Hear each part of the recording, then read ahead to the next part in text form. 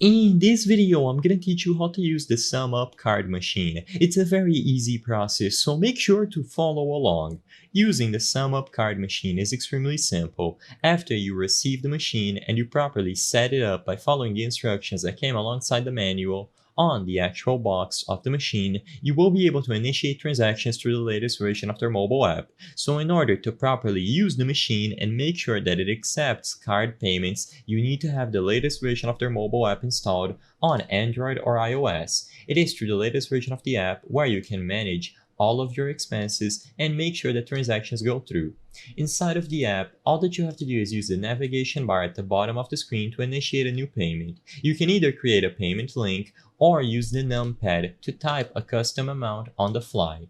As long as you include a valid amount, you will be able to initiate a transaction. So type the amount that you want to charge for the customer, include any optional tips, and make sure that you select Card Reader as the option for payment.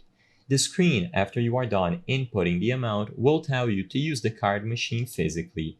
Once you input the amount and the card machine changes display, it will tell you to either tap the card, swipe the card, or physically place it on the device. Regardless of which option you pick, either paying contactlessly using the card on the machine or swiping it across it, you will be able to make this payment.